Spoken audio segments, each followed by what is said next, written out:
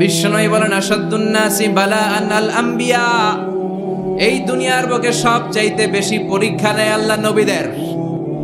সুম্মাল আমসাল ফাল আমসাল, তারপরে সিদ্দিকিনদের, তারপরে শুহাদাদের, তারপরে সালিহিনদের। ইবতালার রাজুলু আলা হাসাবি দীনিহি, যেই ব্যক্তির দিনদারি বেশি তার জীবনে পরীক্ষাও, আল্লাহ যারে পছন্দ করে বেশি তার জীবনে পরীক্ষাও। নমরুদ বলল ইব্রাহিম ঈমান ছেড়ে দাও, তাহলে জানে বেঁচে যাবা, নাইলে আগুনে ফেলবো। সাইয়েদনা ইব্রাহিমের এক কথা, জীবন যাবে কিন্তু ঈমান যাবে। নমরুদ বলে ঈমান ছেড়ে দাও, তা না হলে আগুনে ফেলবো। সাইয়েদনা ইব্রাহিম বলে জীবন যাবে কিন্তু ঈমান যাবে। তার মানে আগুনের পরীক্ষায় পাস। চিল্লায় বলেন আগুনের পরীক্ষায়। পরীক্ষা নাম্বার 2, একটার পর একটা পরীক্ষা নিতে আল্লাহ শুরু করলেন। আল্লাহ বললেন ইব্রাহিম যাও, কলিজার টুকরা সন্তানকে আর হাজারকে মক্কার ধুধু প্রান্তরে ফেলে দিয়ে আসো, ওখানে মানুষ নাই, প্রাণী নাই, জনমানব শূন্য, দেখি আমার কদ্দুর ভালোবাসো। বলতে দেরি, টু শব্দ নাই, মরুভূমিতে ফেলে দিয়ে আসলেন। তার মানে পরীক্ষা নাম্বার 2তেও, কথা বলেন 2তেও। পরীক্ষা নাম্বার 3, আল্লাহ বললেন ইব্রাহিম দেখি তোমার হৃদয়ে আমার জায়গা কতটুকু, যাও কলিজার টুকরা সন্তান ইসমাইলের গলার মধ্যে তলোয়ার লাগাও। সাইয়েদনা ইব্রাহিম বিয়ে করার পর থেকে আল্লাহর কাছে চাইতে চাইতে শেষ, মাগা সন্তান হয় না। ওনার প্রথম সন্তানটা হয়েছিল সাইয়েদনা ইসমাইল যখন জন্মগ্রহণ করেছে, ইব্রাহিমের বয়স ছিল 86 বছর। এলাকায় আসেনি 86 বছর বয়সে সন্তান হয়েছে। 86 বছর বয়সে তো হাঁটতেই পারে না। সাইয়েদনা ইসমাইলকে যখন আল্লাহ তাআলা সাইয়েদনা ইব্রাহিমকে উপহার দিয়েছেন, তখন সাইয়েদনা ইব্রাহিমের বয়স 86 বছর বয়সে যে কলিজার টুকরা সন্তানটাকে হাতে পেলেন, চাঁদের মতো সুন্দর ছেলে। আল্লাহ বললেন দেখি আমার হৃদয়ে তোমার জায়গা কতটুকু, ইসমাইল রে জবাই করো। বলতে দেরি, ছুরি লাগাতে দেরি হয় না। তার মানে এই পরীক্ষায় পাস। একটার পর একটা আল্লাহ পরীক্ষা নিয়েছে, একটার পর একটা পরীক্ষা। আগুনের পরীক্ষায় পাস, ফ্যামিলি বিসর্জন দাও পাস, কলিজার টুকরা সন্তানের গলায় ছড়ি লাগাও পাস। এবার আল্লাহ বললেন এরপর তোমার বড় দায়িত্ব দিব, তোমাকে হজ প্রোগ্রামের এমডি বানাই দিলাম, ম্যানেজিং ডাইরেক্টর অফ হজ। সুবহানাল্লাহ কইবেন না? আল্লাহ বললেন ইব্রাহিম বিশাল বড় কাফেলা বানাও, হজের আঞ্জাম দাও। সাইয়েদনা ইব্রাহিম বললেন আল্লাহ দুদুমরু প্রান্তর, জনমানব শূন্য, মানুষ নাই, পাখি নাই, কেউ নাই, কিভাবে আমি হজের আঞ্জাম দেব? আল্লাহ বললেন ইব্রাহিম হজ প্রোগ্রামের ম্যানেজারগিরি করতে চাইলে 3টা পেশা তোমাকে বেছে নিতে হবে। কয়টা? এই 3টা পেশা এর সমন্বয়ে তুমি হজের প্রোগ্রামের আঞ্জাম দিতে পারবে। পেশা নাম্বার 1 তোমার রাজমিস্ত্রির কাজ করতে হবে। পেশা নাম্বার 2 তোমার ঝাড়ুদারগিরির কাজ করতে হবে। পেশা নাম্বার 3 তোমার মুয়াজ্জিনগিরি করতে হবে। সুবহানাল্লাহ কইবেন না? وَإِذْ يَرْفَعُ إِبْرَاهِيمُ الْقَوَاعِدَ مِنَ الْبَيْتِ وَإِسْمَاعِيلُ رَبَّنَا تَقَبَّلْ مِنَّا إِنَّكَ أَنْتَ السَّمِيعُ الْعَلِيمُ। সাইয়েদনা ইব্রাহিম আর কলেজের টুকরা সন্তান ইসমাইলকে নিয়ে রাজমিস্ত্রির কাজ শুরু করে দিলেন। আল্লাহু আকবার। কাবা ঘর ভেঙে চুরমার, বাপ বেটা মিলে রাজমিস্ত্রির কাজ, পাথর কেটে কেটে বাপ বেটা মিলে কাবা ঘর বানায়। পেশা নাম্বার 1 শেষ। পেশা নাম্বার 2 ঝাড়ুদারগিরি। আল্লাহ বললেন তাহিরা বাইতিয়া লিত-তাইফিনা ওয়াল আকিফিনা ওয়ার রুকআইস সুজুদ। আল্লাহ বললেন তাহিরা পরিষ্কার করো, মানে ঝাড়ু দাও। বাইতি আমার কাবা ঘর, লিত-তাইফিনা তাওয়াফকারীদের জন্য, ওয়াল আকিফিনা ইতিকাফকারীদের জন্য, ওয়ার রুকআইস সুজুদ রুকুকারীদের জন্য, সিজদাকারীদের জন্য। ঝাড়ু দাও। বাপ বেটার রাজমিস্ত্রিগিরি শেষ, এবার ঝাড়ুদারগিরি শুরু। সুবহানাল্লাহ বলেন। এরপর আল্লাহ বললেন 3 নম্বরে মুয়াজ্জিনগিরির কাজ করো। ওয়াআযিন ফিন-নাসি বিল হাজ্জি ইয়াতুকা রিজালাও ওয়া আলা কুল্লি দামিরি ইয়াতিনা মিন কুল্লি ফাজ্জিন আমিক। সুবহানাল্লাহ পড়েন। ও ইব্রাহিম আযান দাও। আযান মানে ঘোষণা, তুমি হজের ঘোষণা দাও। মানুষদের ডেকে বলো আল্লাহ ঘর বানিয়েছেন, এই ঘরে তোমরা হজ করতে আসো। সাইয়েদনা ইব্রাহিম বললেন আল্লাহ আমি আর আমার পোলা ছাড়া কেউ নাই। কেউ আছে? মানুষ নাই, আপনারা কেউ নাই, আমি কার সামনে আযান দেব? আমি কার সামনে ঘোষণা দেব? আল্লাহ মানুষ নাই, প্রাণী নাই, পাখি নাই, দৃশ্যমান কিছু নাই, কোথায় আমি ঘোষণা দেব? আল্লাহ বললেন দাঁড়াও, দাঁড়িয়ে তুমি আজান দাও, ঘোষণা দাও। তোমার এই আজানের আওয়াজটা গোটা বিশ্বের সব মানুষের কানের ভেতরে আমি আল্লাহ পৌঁছে দেব।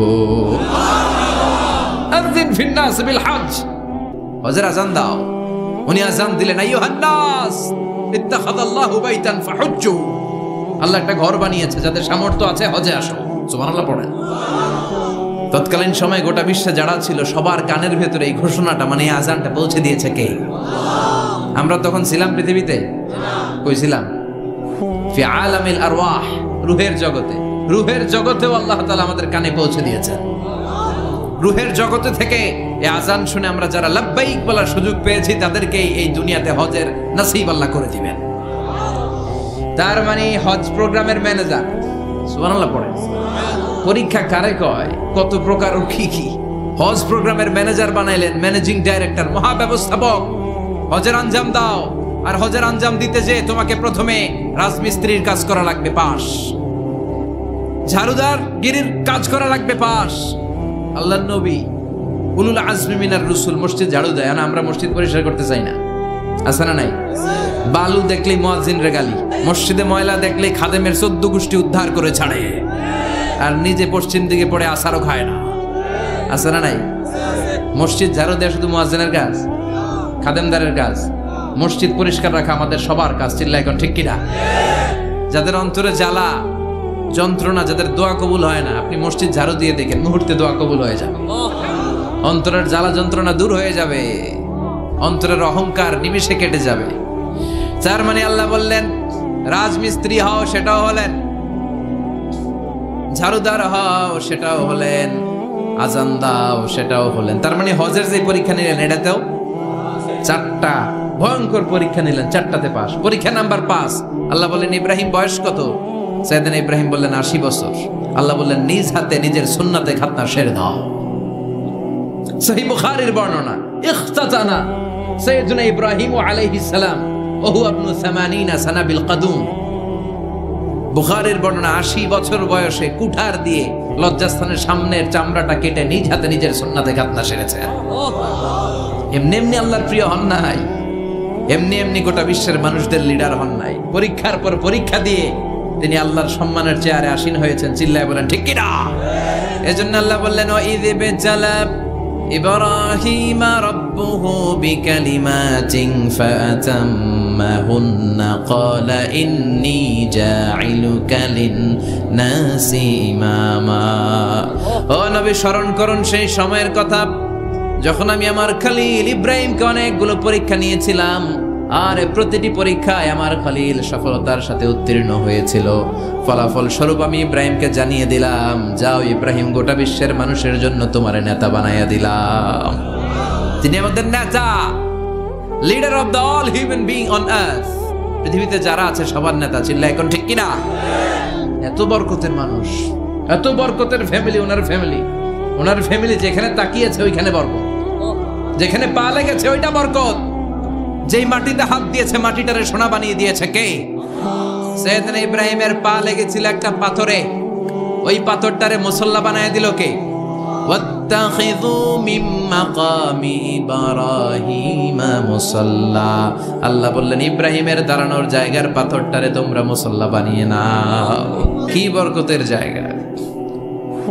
প্রতিদিন 120টা রহমত নাজিল হয় এই কাবা ঘরকে কেন্দ্র করে। 60টা রহমত যারা খালি তাওয়াফ করে। এই তাওয়াফের ইবাদতটা ওই জায়গা ছাড়া পৃথিবীর কোথাও করা যায়? কথা বলেন। এজন্য 60টা রহমত যারা তাইফিন তাওয়াফ করে, 40 লিল মুসাল্লিন, আর 40টা রহমত যারা কাবা ঘরে নামাজ পড়ে। 40 আর 60 100, বাকি রইল কয়টা? ওয়াল 20 লিন নাযিরিনা ইলাল কাবা। বাকি 20টা যারা তাওয়াফও করে না, সালাতও পড়ে না, খালি কাবা ঘরের দিকে তাকায় থাকে। কাবা ঘরের দিকে ফেল ফেল করে তাকায় থাকলো, আমলনামায় 20টা রহমত নাজিল করে কে? এত বরকতের ফ্যামিলি। সাইয়েদনা ইব্রাহিম সন্তান হলো ইসমাইল, স্ত্রীর নাম হাজার। 3 জনের ফ্যামিলি। এই 3 জনের ফ্যামিলির এত বরকত, যেই জায়গায় হাত লেগেছে জায়গাটারে বরকতময় করেছে কে? যেখানে পা লেগেছে বরকত দিয়ে ভরে দিয়েছে কে? সাইয়েদনা ইব্রাহিম রাজমিস্ত্রিগিরি যখন করতেছিলেন, বানাতে বানাতে আর নাগাল পায় না, আল্লাহ বলে এই পাথরটার উপরে দাঁড়াও। উনি দাঁড়ালেন, এবার যতটুকু উপরে ওঠা লাগে পাথরটা অটোমেটিক্যালি উপরে উঠে যায়, যতটুকু নামা লাগে অটোমেটিক্যালি নিচে নেমে যায়। পৃথিবীর কোন পাথরে আপনি ইচ্ছা মতো লাথি মারলে এখানে পায়ের দাগ করবে? সাইয়েদনা ইব্রাহিম ওখানে দাঁড়ানোর সাথে সাথে উনার ফুটপ্রিন্ট পাথরের মধ্যে লেগে যায়। কাবা ঘরের পাশে গোটা বিশ্বের মানুষের কাছে চিরম্লান করার জন্য, চিরস্মরণীয় করে রাখার জন্য কাবা ঘরের পাশে আল্লাহ পাথরটার স্থান দিয়েছেন। মাকাম ইব্রাহিম, বিশ্বনবী তাওয়াফ করার পরেই ওই জায়গায় 2 রাকাত নামাজ পড়তেন। আপনারাও যারা হজ উমরা করবেন, তাওয়াফ করার পরেই মাকাম ইব্রাহিমে 2 রাকাত সালাত পড়ার সুন্নাত। তার মানে পা লাগছে, ওইটা হয়ে গেছে আমগো মুসল্লা। সাইয়েদনা ইব্রাহিমের পা যেখানে লাগছে ওইটা আমাদের কি? সুবহানাল্লাহ কইবেন না? আর ওনার ছেলের পা যে জায়গায় লাগছে ওটা হয়ে গেছে জমজমের কুয়া। ছোট্ট বাচ্চা ইসমাইলকে রেখে দিয়ে আমরা যারা বলি বিবি হাজেরা, আসলে হাদিসের ভাষায় হাজার, তিনি সাফা পাহাড় থেকে মারওয়া পাহাড়ে দিলেন দৌড়। কোথায় পানি? পানি নাই। মরুভূমির বালির মধ্যে সূর্যের তাপ যখন পড়ে যায়, মরিচিকার মতো ঝলসানির একটা দৃশ্য ভেসে ওঠে, মনে হয় সাগরের পানি আসলে পানি নাকি।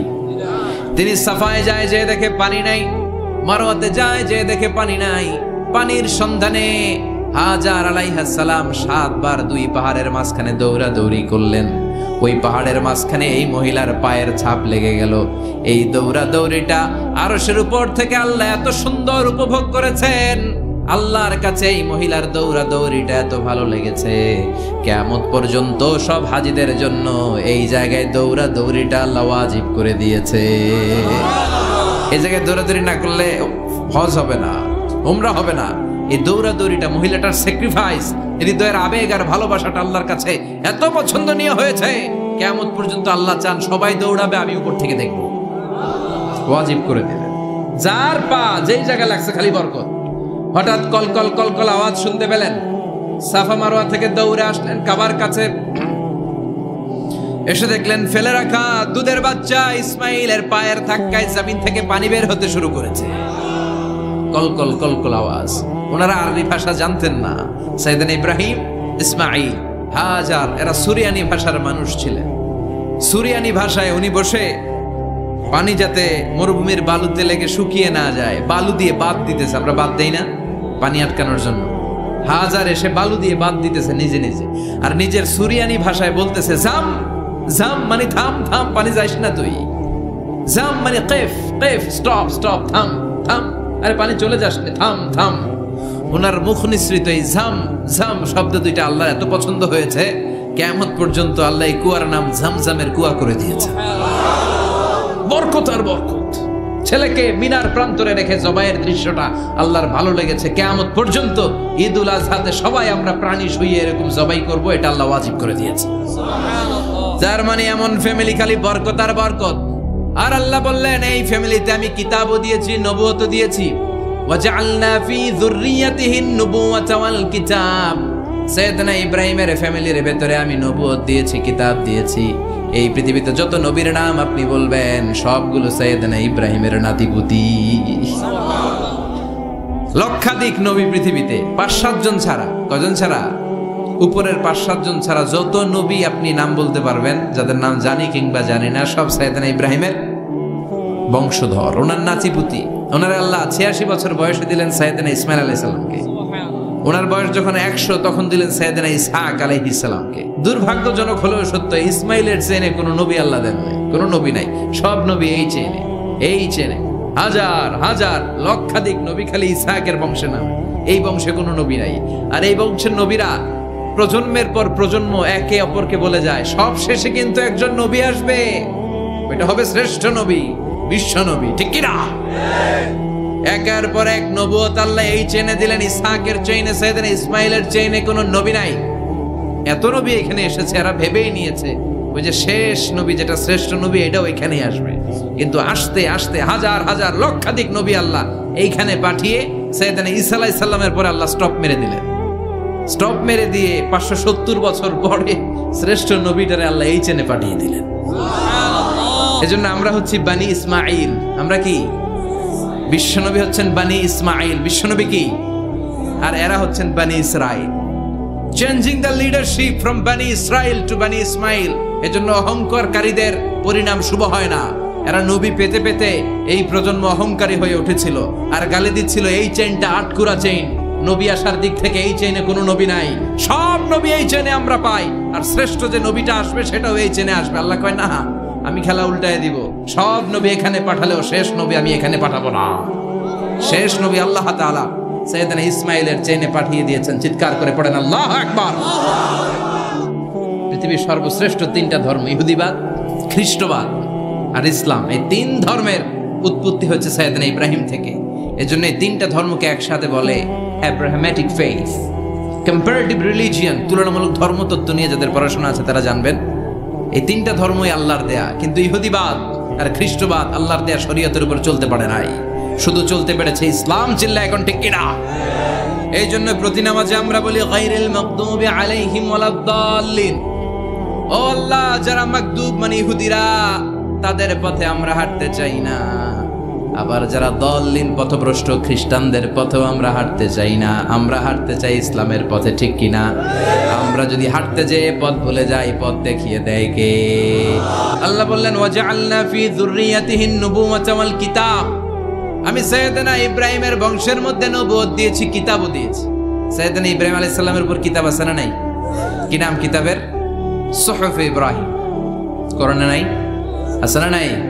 ইন্না হাযা লাফিস সুহুফিল উলা সুহুফি ইব্রাহিম ওয়া মূসা। সুবহানাল্লাহ পড়েন। অনেক আল্লাহ কিতাব দিয়েছে, নবুয়ত দিয়েছে, সব নবীদের বাবা বানিয়েছে। ওনার উপাধি হচ্ছে আবুল আম্বিয়া। আবার ওনার নামে আল্লাহর কোরআনের ভেতরে 114 সূরার একটা সূরা আছে না নাই? আলিফ লাম রা কিতাবুন আনজালনাহু ইলাইকা লিতুখরিজান নাসা মিনাল যুলুমাতি ইলান নূর। সুবহানাল্লাহ পড়েন। সূরা ইব্রাহিম, আলিফ লাম রা কিতাবুন আনজালনাহু ইলাইকা। ওই নবীর নামে কোরআনের ভিতরে সূরা দিয়েছে কে? আবার আল্লাহ বললেন, গোলাম জেনে রেখো, উনি তোমাদেরকে মুসলমান নামকরণ করেছেন। তাই ইসলামে যারা অন্তর্ভুক্ত হবে সব মুসলমানদের পিতা আমি আল্লাহ তারা নির্বাচিত করেছি। মিল্লাত আবিকুম ইব্রাহিম হুয়া সাম্মাকুমুল মুসলিমিন। আওয়াজ করে বলেন, মুসলিম জাতির পিতার নাম কি? যিনি তোমাদেরকে মুসলমান বলে অভিহিত করেছে। আবার আল্লাহ বললেন, ইব্রাহিম সবাইরে তুমি মুসলমান নাম রাখলে, তুমি মুসলমান হও। আসলিম ক্বালা আসলামতু লিরাব্বিল আলামিন। বলতে দেরি, কালিমা পড়ে মুসলমান হতে দেরি নাই। চিল্লায় পড়েন আল্লাহু আকবার। আবার আল্লাহ বলে, আমার নবী ইব্রাহিম এমন নবী, এই নবীর মতো বিনয়ী নবী নাই। ইন্না ইব্রাহিম লাহালিমুন আওয়াহুম মুনীব।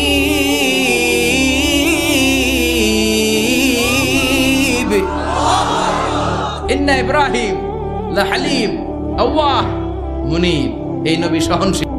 পড়ে সহনশীলতার কোনো অভাব নাই, যেটার অভাব আমাদের মধ্যে সবচেয়ে বেশি। নিজে যেই দল করি এটাই ভালো, বাকি সব কালা। আছে না নাই? আমি তাবলীগ করি তো আমি ভালো, বাকি সব বাতিল। আমি জামাত ইসলাম করি তো আমি হক, বাকি সব বাতিল। আমি আহলে হাদিস তো আমি সেরা, আমার মতো সেরা কেউ নাই। এরকম অসহনশীল মানসিকতা আছে না নাই? নিজে যেটা বুঝি এটাই ভালো, বাকিরা কেউ ভালো না, বাকি কেউ ভালো না। কি ভয়ঙ্কর অবস্থা। কিন্তু সাইয়েদনা ইব্রাহিমের অভ্যাস এটা ছিল, উনি সহনশীল ছিলেন। আমাদের বাংলাদেশে দেখেন কত ইসলামিক দল, কত পীরের মুরিদ, কত পীর। এই দেশে যত পীর, অনেক দেশে জনগণ এত নাই। কথা কন, এত পীর এই দেশে, অনেক দেশের জনসংখ্যাও এত না। এক ইসলাম, এক কোরআন, এক নবী, তারপরে গুতাগুতি আছে না নাই? কেউ কাউরে দেখতে পারে না, ঠেলা ঠেলি। হ্যাঁ, এ কাফের, তুই কাফের, তোর নানা কাফের, তোর 14 গোষ্ঠী কাফের, তোর পীর সাহেব কাফের। আছে না নাই? কয় আমার পীর সাহেব কাফের হইলে তোর পীর সাহেবের 14 গোষ্ঠী কাফের। ওই কাফের মরলে যেখানে কবর দেয়া হবে, ওই কবরের উপরে যে ঘাস উঠবে, ওই ঘাস যে গরু খাবে, ওই গরুর দুধ যে খাবে, ওইটাও কাফের। কেউ কারো ভালো সহ্য করতে পারে? আল্লাহ বললেন, সাইয়েদনা ইব্রাহিমের চরিত্র কিন্তু এমন ছিল না। ইন্না ইব্রাহিম লাহালিমুন আওয়াহুম মুনীব। আমার ইব্রাহিম ছিল সহনশীল। আল্লাহু আকবার। আবার আল্লাহ বললেন, ইন্না ইব্রাহিম কানা উম্মাতান ওয়াহিদা। আমার খলিল ইব্রাহিম শুধু সহনশীল নয়, আমার খলিল ইব্রাহিম একাই একটা উম্মত। এটা কথা হইল, একা একটা উম্মত হইতে পারে? আমরা সবাই উম্মত, কোটি কোটি মানুষ, ফলে বিশ্বনবীর উম্মত, উম্মতে মুহাম্মাদে, ঠিক কিনা? একজন কি একটা উম্মত হইতে পারে? আল্লাহ বলেন ইব্রাহিম এমন নবী, একাই একটা উম্মত। সুবহানাল্লাহ পড়ে, ইন্না ইব্রাহিমা কানা উম্মা ওয়াহিদার। কারণ উনি যখন জমিনে ছিলেন একটা লোক আল্লাহর নাম নেয়ার মতো ছিল না, সব ছিল মুশরিক, উনি ছাড়া সব মুশরিক।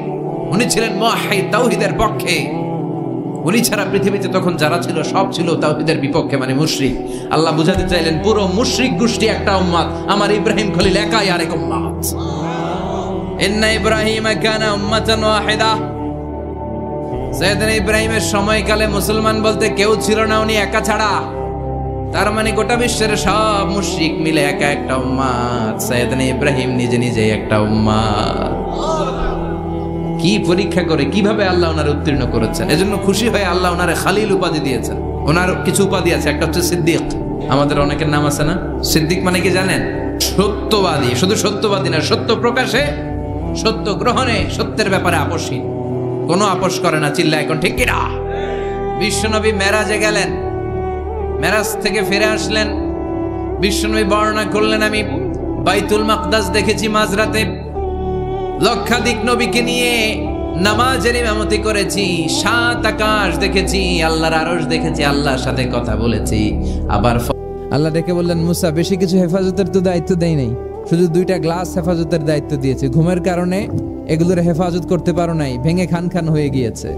আমি যদি তোমাদের মতো ঘুমিয়ে যেতাম তাহলে পৃথিবীর সাথে সূর্য লেগে, সূর্যের সাথে চন্দ্র লেগে গোটা মহাবিশ্বটা এভাবে গ্লাসের টুকরার মতো খান খান হয়ে যেত রে মুসা। এজন্য লা তাখুযুহু সিনাতু ওয়ালা নাওম, আমার ঘুমেও ধরে না, ঘুমের আগে যে তন্দ্রা আসে ওইটাও ধরে না। Never sleep or slumber overtakes him. আল্লাহর ঘুমও নাই, তন্দ্রাও নাই। সুবহানাল্লাহ পড়েন। এমন আল্লাহর ইবাদত আমরা করি যার ঘুম নাই, যার তন্দ্রা নাই। সুবহানাল্লাহ পড়েন। যার শক্তির সামনে কোনো শক্তি নাই, তিনি যা ইচ্ছা তাই করতে পারেন, ঠিক কি না? ফাআলুল লিমা ইউরিদ, তিনি পাহাড়কে দরিয়া করতে পারেন, দরিয়াকে পাহাড় করতে পারেন, ধনীরে গরিব করতে পারেন, গরিবরে ধনী করতে পারেন, সম্মানিতরে অপমানিত করতে পারেন, অপমানিতরে সম্মানিত করতে পারেন। চিল্লায় বলেন তিনি কে? তিনি ফাআলুল লিমা ইউরিদ, যা মনে চায় তাই করতে পারেন। ইন্না বাতশা রাব্বিকা লাশাদীদ, আল্লাহ বলেন আমার পাকড়াও, আমার শাস্তি, আমার পানিশমেন্ট বড় ডেঞ্জারাস, কড়া। আমি আল্লাহ সব সময় ধরি না, ধরলে ছাড়ি না। আমরা প্রায় অন্যায় অপরাধ প্রবণতার সাথে এতটাই জড়িয়ে পড়ি, আমরা ভাবি আল্লাহ হয়তো পানিশমেন্ট দিবে না, কিন্তু আল্লাহ ছাড় দিচ্ছে, আল্লাহ ছেড়ে দিবেন না। চিল্লা এখন ঠিক কিনা? ফেরাউনরে আল্লাহ ছাড় দিয়েছে, ছেড়ে দেয় নাই। নমরুদরে ছাড় দিয়েছে, ছেড়ে দেয় নাই। এখনো দেখা যাচ্ছে আল্লাহ অনেককে ছাড় দেয়, কিন্তু আল্লাহ ছেড়ে দেয় না। এজন্য সব সময় ইবাদত করতে হবে একজনের, তিনি কে? প্রশংসা করতে হবে একজনের, তিনি কে? জিকির করতে হবে একজনের, তিনি কে? বিশ্বনবী বলতেন লা ইয়াজালু লিসানুকা রাতবান মিন যিকরিল্লাহ, তোমার জিহ্বাটা যেন সব সময় আল্লাহর জিকিরে, আল্লাহর স্মরণে ভিজে থাকে। আবার বিশ্বনবী বলতেন হাব্বুল কালাম ইলাল্লাহি আরবা, আল্লাহর কাছে সবচাইতে প্রিয় কথা 4টি। এক হচ্ছে সুবহানাল্লাহ, 2 হচ্ছে আলহামদুলিল্লাহ, 3 হচ্ছে লা ইলাহা ইল্লাল্লাহ, 4 হচ্ছে আল্লাহু আকবার। আহাব্বুল কালাম ইলাল্লাহি আরবা, আল্লাহর কাছে সবচাইতে প্রিয় কথা এই 4টা, সবচাইতে প্রিয় কথা। আর এই প্রতিটা কথার ভেতরে আল্লাহর নাম আছে না নাই? জিকির করতে হবে হাতের কড়ায়, গুনে গুনে, ভদ্রভাবে। আব্দুল্লাহ ইবনে আমর ইবনে আল-আস তিনি বর্ণনা করেন, রাআইতু রাসূলুল্লাহ সাল্লাল্লাহু আলাইহি ওয়াসাল্লাম ইয়াকিদু তাসবিহা বিয়ামিনি, আমি আল্লাহ রাসূলকে ডান হাতের গিড়ায় এভাবে আস্তে আস্তে তাসবিহ পড়তে দেখেছি। আল্লাহ আপনি আমারে শুকরগুজার বানান, আল্লাহ আমার চোখে আপনি আমারে ছোট বানান, মানুষের চোখে আপনি আমারে বড় বানান। আমিন পড়েন। আমরা শুকরগুজার হতে চাই না, আমরা অভিযোগ করি বেশি, কমপ্লেইন, এটা আল্লাহ আমার দিল না, ওইটা দিল না, এরকম অভিযোগ আছে না নাই? যে অবস্থানে আছে এটাতে খুশি না। এজন্য বিশ্বনবী বলতেন উনজুর ইলা মান হুয়া আসফালা মিনকা, তোমার চেয়ে যে খারাপ অবস্থানে আছে তার দিকে তাকাও, তাহলে তোমার ভালো লাগবে। ওয়ালা তানজুর ইলা মান হুয়া আ'লা মিনকা, তোমার চেয়ে যে ভালো পজিশনে আছে ওর দিকে তাকিও না, যে খারাপ অবস্থানে আছে ওর দিকে তাকাও। তুমি তোমার অবস্থানে থেকে খুশি নাও, কিন্তু অনেকে আছে তোমার অবস্থানে পৌঁছার জন্য সে লড়াই করে যাচ্ছে আর সংগ্রাম চালিয়ে যাচ্ছে। তোমার জায়গাটাতে পৌঁছা, যে জায়গায় বসে তুমি আল্লাহরে গালি দাও, তোমার ভাল লাগে না, ওই জায়গাটায় আসা বসা অনেকের কাছে স্বপ্ন। অনেকের ক্যান্সার, যার নেই কোনো অ্যান্সার, তার প্রতিটা সেলের ভিতরে জ্বালা, আমি টাকা চাই, পয়সা চাই, কত কিছু চাই, এটা লাগবে, ওইটা লাগবে, এটা চাই, ওইটা চাই। হাসপাতালের ওই ক্যান্সারের রোগীটা কিচ্ছু চায় না, ও শুধু বাঁচতে চায়। ও কি চায়? ও শুধু বাঁচতে চায়। এজন্য চাহিদার কোনো শেষ নাই। আল কানাআতু মিনাল ইসলাম, অল্পে তুষ্ট থাকার নাম ইসলাম। অল্প খাবো, অল্প পড়বো, অল্প জমাবো, অল্পের ভেতরে বরকত দিয়েছে কে? বিশ্বনবী হেরা পাহাড়ে চলে গেলেন। মক্কা থেকে উত্তর দিকে 634 মিটার উঁচু ওই পাহাড়ে যে তাআব্বুদাল লায়ালি, রাত্রিবেলা তিনি ধ্যান করতেন, মেডিটেশন করতেন, চোখ বন্ধ করে স্রষ্টার অস্তিত্বকে খুঁজতেন। খুঁজতে খুঁজতে খুঁজতে 40 দিন ধ্যান করার পরে, 40 দিন আধ্যাত্মিকতার এই চর্চা করার পরে ফাজাহুল হক, সত্য বিশ্বনবীর কাছে এসে ধরা দিল। সাইয়েদনা জিব্রাইল চলে আসলেন, এসে বললেন, ইয়া মুহাম্মদ ইকরা, পড়ো। জান্নাতের একটা রেশমি কাপড়ে সূরাতুল আলাকের 5 আয়াত লেখা, রেশমি কাপড়ের ভেতরে ওই রেশমি কাপড়টা ধরে বিশ্বনবীকে বললেন। এই প্রথম বিশ্বনবী সাইয়েদনা জিব্রাইলকে দেখলেন আর বললেন, ইয়া মুহাম্মদ ইকরা, পড়ো। বিশ্বনবী বললেন, মা আনা বিকারি, আমি পড়তে পারি না। সুবহানাল্লাহ পড়ো। কারণ বিশ্বনবী ছিলেন না নবী আল উম্মি, নিরক্ষর নবী। ওনার অক্ষর জ্ঞান ছিল না। আলিফ বা তা সা কোনটারে জিম বলে, কোনটারে সদ বলে বিশ্বনবী চিনতেন না, লিখতে জানতেন না। তিনি ছিলেন নিরক্ষর, কিন্তু মূর্খ না। নিরক্ষর এক জিনিস, মূর্খ আরেক জিনিস। অক্ষর জ্ঞান নাই কিন্তু জ্ঞান আছে। কারণ বিশ্বনবী বলতেন, আদ্দাবানি রব্বি ফা আহসানা তা'দীবি, আমি পৃথিবীর কোনো ইউনিভার্সিটি থেকে ডিগ্রি নেয় নাই, কেউ আমারে শিখায় নাই, স্বয়ং আরশের উপর থেকে আমারে শিক্ষা দান করেছে কে? তাই আমার শিক্ষার মতো শিক্ষা পৃথিবীর কারো শিক্ষা হতে পারে। সাইয়েদনা জিব্রাইল বললেন, ইয়া মুহাম্মদ ইকরা, পড়ো। বিশ্বনবী ফেলফেল রইলেন, অক্ষর চিনে না, পড়বে কেমনে? বিশ্বনবী বলেন, মা আনা বিকারি, আমি জানি না কেমন করে পড়তে হয়। ফাআখাযানি ফাগাত্তানি হাত্তা বালাগা মিন্নি আল জাহাদ, বিশ্বনবী পড়তে জানেন না। যখন বললাম আমি পড়তে পারি না, সাইয়েদনা জিব্রাইল বিশ্বনবীকে জড়িয়ে ধরলেন, বুকের মধ্যে জড়িয়ে ধরে যত জোর ছিল বিশ্বনবীকে একটা চাপ দিলেন। বিশ্বনবী বললেন, চাপের চোটে আমি আমার বুকের ভেতরে ব্যথা পেলাম। ফারসালানি, আমাকে ছেড়ে দিল। ছেড়ে দিয়ে আবার কয়, পড়েন, ইকরা, read in the name of your lord. বিশ্বনবীর আগের কথা, আমি পড়তে জানি, মা আনা বিকারি। সাইয়েদনা জিব্রাইল আবার জড়িয়ে ধরলেন, আবার চাপ দিলেন। বিশ্বনবী বললেন, ব্যথা পেলাম। আবার জিব্রাইল বিশ্বনবীরে বললেন, পড়েন।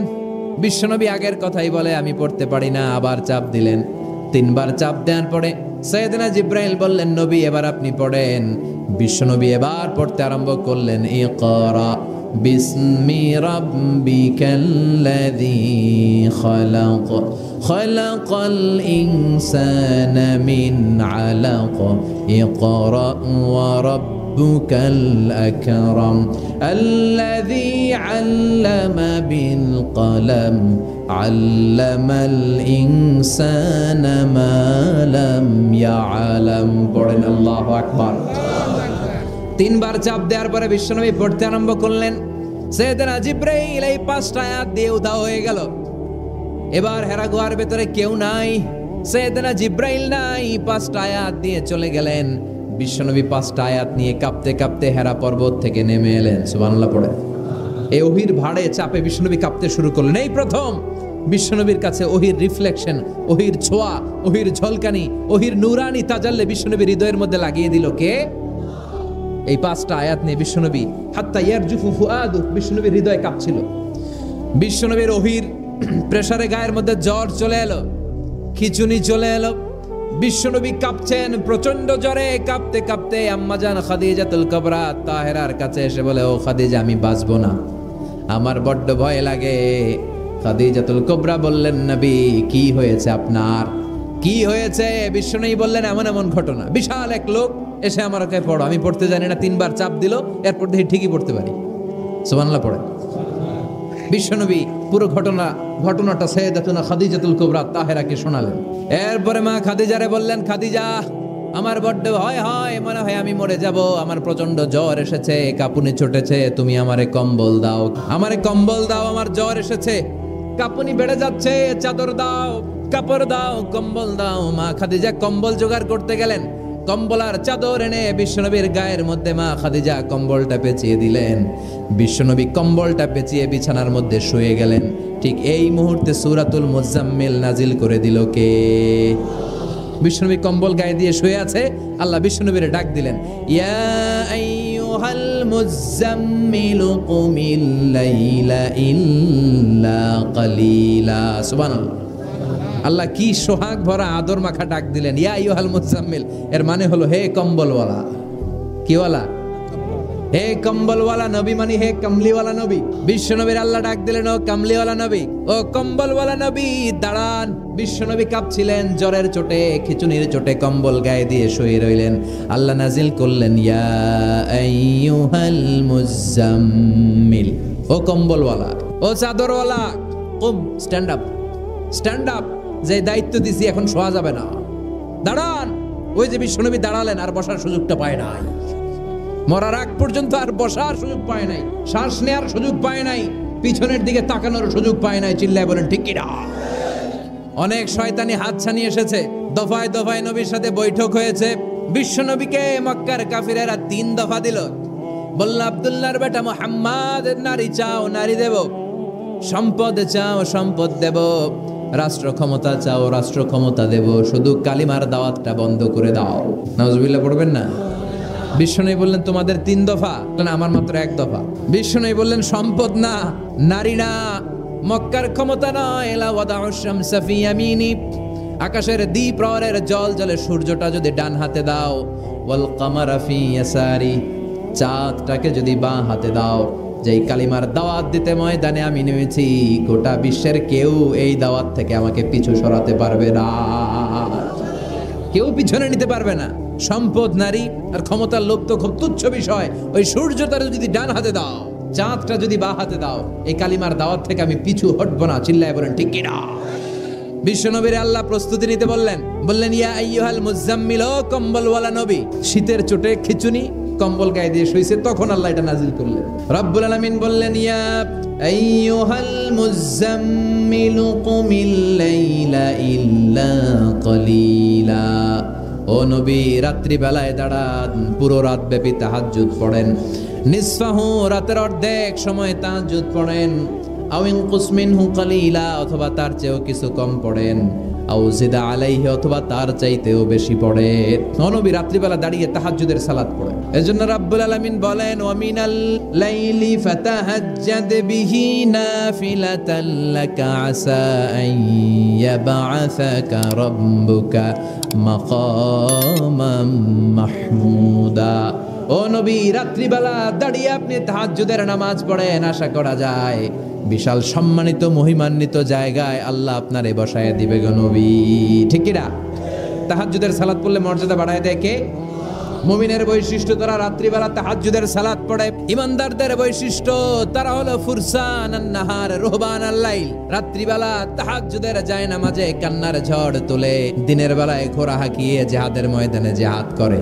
এজন্য বিশ্বনবীর প্রথম প্রশিক্ষণ নিতে বললেন আল্লাহ, কুমিল লাইলা ইল্লা কালিলা। ও নবী, বিশাল মিশন নিয়ে দুনিয়ার বুকে আপনি এসেছেন গো নবী। প্রথম প্রশিক্ষণ যেটা নিবেন, রাত্রিবেলায় দাঁড়িয়ে দাঁড়িয়ে তাহাজ্জুদের প্রশিক্ষণ। ওই মুহূর্তটা, তাহাজ্জুদের সময়টা এমন সময়, ইয়ানজিলু রাব্বুনা ইলা সামাইদ দুনিয়া, রব্বুল আলামিন আরশের উপর থেকে দুনিয়ার আকাশে নেমে আসে। নেমে আসে মানে বিশেষ একটা মনোযোগ দেয়, আর দুনিয়াবাসীর ডেকে ডেকে বলে, গোলাম আলা মিন মুস্তাগফিরিনা গফির আলা, কার ক্ষমা লাগবে ক্ষমা চাও, সব গুনাহ আমি ক্ষমা করে দেব। আলা মিন মুস্তারজিকিন আরজুকালা, কার কি লাগবে আমার কাছে চাও, সব আমি দিয়ে দেব। আল্লাহু আকবার। আলা মিন মুস্তাকসিন আকসুলা, যার জামা দরকার জামা চাও, জামা দেব। ক্ষমতা দরকার ক্ষমতা চাও, ক্ষমতা দেব। নেককার স্ত্রী দরকার, নেককার সন্তান দরকার, সন্তান চাও, সন্তান দেব। সব দেয়ার মালিক কে?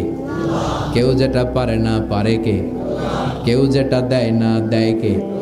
কেউ যেটা বোঝে না বোঝে কে? আল্লাহ শেষ রাতে আম করে ডাকে, দেওয়ার জন্য ডাকে, কিন্তু চাওয়ার সময় আমাদের নাই। উনি দেওয়ার জন্য প্রস্তুত, কিন্তু এটা তো নেওয়ার লোক লাগবে। কথা কন। বিশ্বনবী তাহাজ্জুদের সময় দাঁড়িয়ে যেতেন ছোট্ট একটা ঘরে, চাটাইয়ের উপরে বিশ্বনবী মা এসে শুতেন, গাদাগাদি করে জায়গা নাই। মাঝরাতে বিশ্বনবী তাহাজ্জুদের জন্য দাঁড়াতেন, আল্লাহু আকবার বলে দাঁড়িয়ে যেতেন, নামাজ শুরু করে দিতেন। বিশাল বড় সূরা পড়তেন, কেরাত পড়তেন, রুকু করতেন, কিন্তু সিজদার জায়গায় সিজদা দেওয়ার জায়গা নাই। সিজদার জায়গায় মা এসা পা বিছিয়ে শুয়ে আছে। বুখারীর বর্ণনা, বিশ্বনবী সিজদায় যে হাত দিয়ে মা এসার পায়ের মধ্যে চিমটি কাটতেন। মা এসা বুঝতে পারতেন বিশ্বনবী এখন সিজদায় যাবে। সুবহানাল্লাহ পড়েন। মা এসা বুঝতে পেরে পা দুইটা সরিয়ে নিতেন, বিশ্বনবী সেজদা দিতেন, সেজদা দিয়ে বিশ্বনবী যখন আবার দাঁড়িয়ে যেতেন, মা আয়েশা পা বিছিয়ে আবার শুয়ে পড়তেন। কি ইবাদত ছিল বিশ্বনবীর! হাত্তা তাতাওয়াররামু খাদামা। মা আয়েশা বলতেন বিশ্বনবী দাঁড়িয়ে থাকতে থাকতে এত সময় ধরে তাহাজ্জুদের সালাত পড়তেন, ওনার পা গুলো ফুলে এরকম টিউমারের মতো মোটা হয়ে যেত। সুবহানাল্লাহ পড়বেন না? দাঁড়িয়ে থাকতে থাকতে বিশ্বনবীর পা গুলো টিউমারের মতো মোটা হয়ে যেত। প্রথম রাকাতে বাকারা আলী ইমরান পড়ে ফেলতেন। সুবহানাল্লাহ পড়েন। বিশ্বনবীর পা যেন ফেটে যাবে, এভাবে হাত বেঁধে দাঁড়িয়ে থাকতে থাকতে বিশ্বনবীর হাতগুলো বাঁকা হয়ে যেত, ব্যথা হয়ে যেত। বিশ্বনবী তখন হাত দুইটা ছেড়ে দিতেন।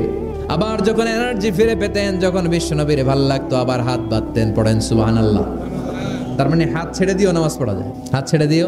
মালিকি মাযহাবের কিছু স্কলাররা ওনারা মত নিয়েছে, ওনাদের অনুসারীরা এরসাল করে। আমাদের দেশে কেউ বাঁধে এইভাবে, কেউ এইভাবে, কেউ এইভাবে। মালিকিরা বাঁধেই না, কে বাঁধবই না, কি করবি কর। আপনি যদি হজ করতে যান মক্কা মদিনায় এই আমলগুলো দেখতে পারবেন। এটা সুন্নাত একটা আমল। হাত ছেড়ে দিলেও যেখানে সালাত হয়ে যায় ওই জায়গায় কই বাঁধবে এই নিয়ে কিলাকিলি আছে না নাই? উপরে না নিচে, আমিন জোরে না আস্তে আছে না নাই? সাইয়েদনা জিব্রাইল বললেন ইন্না শারাফাল মুমিন ফি কিয়ামিল লাইল। বিশ্বনবী বললেন জিব্রাইল এসে আমাকে বলে গিয়েছে মুমিনের মর্যাদা তাহাজ্জুদের নামাজের ভেতর। সুবহানাল্লাহ পড়েন। তাহাজ্জুদের নামাজ পড়লে মর্যাদা বাড়ায় দেয় কে? 2 নাম্বার কুরবাতুন ইলাল্লাহ। তাহাজ্জুদের নামাজ পড়লে আল্লাহর সাথে নৈকট্য বাড়িয়ে দেয় কে? আল্লাহর সাথে কানেক্টিভিটি আপনার বেড়ে যাবে। আমাদের দুনিয়াতে সব জায়গায় কানেক্টিভিটি আছে। এমপির সাথে হাত আছে, চেয়ারম্যানের সাথে হাত আছে, ওই এসআই এর সাথে হাত আছে, পুলিশের আইজির সাথে হাত আছে, কিন্তু আল্লাহর সাথে হাতটা নাই। আসল জায়গায় কানেকশন লাগানো দরকার। চিল্লায় বলেন ঠিক কি না? মান লাহুল মাওলা ফালাহুল কুল্লু। যে ব্যক্তি আল্লাহর হয়ে যায় গোটা বিশ্ব তার হয়ে যায়। যে সব জায়গায় যে ধর্ণা দেয় আল্লাহর কাছে ধর্ণা দেয় না, তার কোনো মর্যাদা নাই। আর যে ব্যক্তি সব দিক থেকে মুখ ফিরিয়ে আল্লাহর কাছে যায় গোটা বিশ্বের সবাই তার দিকে তাকিয়ে থাকে। এজন্য সম্পর্কটা লাগাইতে হবে কোন জায়গায়? তার মানে তাহাজ্জুদ বললে মর্যাদা বেড়ে যায়, আল্লাহর সাথে সম্পর্ক বেড়ে যায়। বিশ্বনবী বললেন মানহাতুনা আনিল ইসিম। তাহাজ্জুদের নামাজ পড়লে তাহাজ্জুদের নামাজ আপনারে পাপ কাজ থেকে বাধা দিবে। সুবহানাল্লাহ পড়ে। তাহাজ্জুদ যারা পড়ে এরা পাপ কাজ করে না। চিল্লায় কোন ঠিক কিনা? 4 নম্বরে মুকাফফিরাতুন লিসাইয়্যাত। পাপ আর অন্যায় যদি কিছু হয়েও থাকে তাহাজ্জুদের নামাজ পড়লে তাহাজ্জুদের নামাজ পাপগুলোরে ধুয়ে মুছে সাফ করে দেয়। এজন্য তাহাজ্জুদ পড়ার দরকার আছে না নাই? বিশ্বনবীরে বললেন আপনার প্রথম প্রশিক্ষণ হচ্ছে তাহাজ্জুদের প্রশিক্ষণ। এজন্য আল্লাহ বললেন ইয়া আইয়ুহাল মুযাম্মিলু কুমিল লাইলা ইল্লা কলিলা নিসফাহু আও ইনকুস মিনহু কলিলা আও জিদ আলাইহি ওয়ারাত্তিলিল কুরআনা তারতিলা। সুবহানাল্লাহ পড়ো। 2 নাম্বার প্রশিক্ষণ ওয়ারাত্তিলিল কুরআনা তারতিলা। ও নবী মন গড়া কোরআন তেলাওয়াত করবেন না, যেমন মন চায় তেমন কোরআন পড়া যায় না। ওয়ারাত্তিলিল কুরআনা তারতিলা। তারতিলের সাথে তাজভিদের সাথে মাখারিজুল হুরুফ মেইনটেইন করে আপনি তারতিলের সাথে তেলাওয়াত করেন। যারা তারতিলের সাথে তেলাওয়াত করেন কিয়ামতের দিন আল্লাহ বলবে ইকরা ওয়ারতাকি ওয়ারাত্তিল কামা কুনতা তুরাত্তিলু ফিদ দুনিয়া। দুনিয়াতে যেমনে পড়েছো পড়ো, যত আয়াত পড়বা জান্নাতের বিল্ডিং তত লম্বা হয়ে যাবে। আল্লাহু আকবার। সাইয়েদনা আনাস রাদিয়াল্লাহু তাআলা আনহু ছিলেন বিশ্বনবীর খাদেম। সাইয়েদনা আনাসকে জিজ্ঞেস করা হলো কাইফা কানা কিরাআতু রাসূলিল্লাহ। ও আনাস, বিশ্বনবীর কোরআন তেলাওয়াত কেমন ছিল? সাইয়েদনা আনাস বললেন কানাত কিরাআতুহু মাদ্দান। বিশ্বনবী টেনে টেনে কোরআন তেলাওয়াত করতেন। সুবহানাল্লাহ পড়েন। টেনে টেনে কোরআন তেলাওয়াত করতেন। আবার বিশ্বনবীর স্ত্রী আমাদের আম্মা জান উম্মে সালামাকে জিজ্ঞেস করা হলো কাইফা কানা কিরাআতু রাসূলিল্লাহ। ও আম্মা জান, বিশ্বনবীর কোরআনের তেলাওয়াত কেমন ছিল? তিনি বললেন কানা ইউকাত্তিউ কিরাআতাহু আয়াতান আয়া। বিশ্বনবী আয়াত আয়াত করে তেলাওয়াত করতেন। একটা আয়াত টেনে টেনে পড়তেন, শেষ করতেন, আরেকটা আয়াত ধরতেন, আবার শেষ করতেন। সুবহানাল্লাহ। কি তেলাওয়াত ছিল বিশ্বনবীর! বিশ্বনবীর কণ্ঠের তেলাওয়াত শুনে অনেক কাফের কালিমা পড়ে মুসলমান হয়েছে। সুবহানাল্লাহ আসতে বলেন। বিশ্বনবীর কণ্ঠের তেলাওয়াত শোনার জন্য শুধু মুমিনরাই পাগল ছিল না, আবু জাহেল, উতবা, শাইবা, ওয়ালিদ ইবনে মুগিরা এগুলোও পাগল ছিল। দিনের বেলা আবু জাহেল, উতবা, শাইবা বিশ্বনবীর বিরোধিতা করতো, আর রাত্রে বেলা লুকিয়ে লুকিয়ে বিশ্বনবীর কণ্ঠের তেলাওয়াত শোনার জন্য যেত। সুবহানাল্লাহ পড়বেন না? দিনের বেলা ভাষণ দিতে খবরদার কেউ মুহাম্মাদের কণ্ঠের তেলাওয়াত শুনতে যেতে পারবি, কিন্তু রাত্রে বেলা লুকায় লুকায় নিজেই যেত। না জানি কত সুন্দর কণ্ঠ ছিল আমার নবীর, না জানি কি সুরের ঝংকার আর রহুরি খেলতো যখন নবী তেলাওয়াত করতো। সুবহানাল্লাহ পড়বেন না? এজন্য আল্লাহ বললেন ওয়ারাত্তিলিল কুরআনা তারতিলা। ও নবী ধীরস্থির ভাবে পড়েন। আবার বিশ্বনবী বলছেন সাইয়িনুল কোরআন বিআসওয়াতিকুম, তোমাদের কণ্ঠে যত সুন্দর সুর আছে, লহরী আছে, ঝংকার আছে, সবগুলো দিয়ে কোরআন তেলাওয়াত করবা। আবার বিশ্বনবী বলছেন মান লাম ইয়াতাগান্না বিল কোরআন ফালাইসা মিন্না, যে গুনগুন করে সুর করে কোরআন তেলাওয়াত করে না, ওই লোক কখনো আমি নবীর উম্মত হতে পারে। এজন্য সুর করে কোরআন তেলাওয়াত করবেন। মিশরি রাশেদ আল আফাসি, আব্দুর রহমান আস-সুদাইস, বান্দার ইবনে আব্দুল আজিজ আল বালিলা, এদের তেলাওয়াত শুনছেন? কি সুন্দর তেলাওয়াত! বিশ্বনবীর তেলাওয়াত ছিল টেনে টেনে পড়তেন, প্রতিটা আয়াত শেষ করে আবার নতুন আয়াত ধরতেন, ঠিক কি না? আলহামদুলিল্লাহি রাব্বিল আলামিন আর রহমানির রহিম মালিক ইয়াউমিদ্দিন ইয়্যাকা না'বুদু ওয়া ইয়্যাকা নাস্তাঈন ইহদিনাস সিরাতাল মুস্তাকিম সিরাতাল লাযীনা আন'আমতা আলাইহিম গায়রিল মাগদুবি আলাইহিম ওয়ালাদ-দাল্লিন।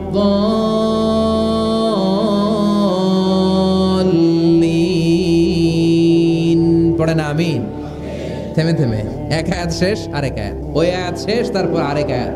বিষ্ণু বলে রুব্বা খারিলিল কোরআন ওয়াল কোরআনু ইয়ালআনুহু, কোরআনের অনেক কারি আছে যে কারীদেরকে কোরআন রহমত না দিয়ে লানত দেয়। বিষ্ণুনবী প্রতি আয়াতের পরে থামতেন, কি সুন্দর টেনে টেনে পড়তেন।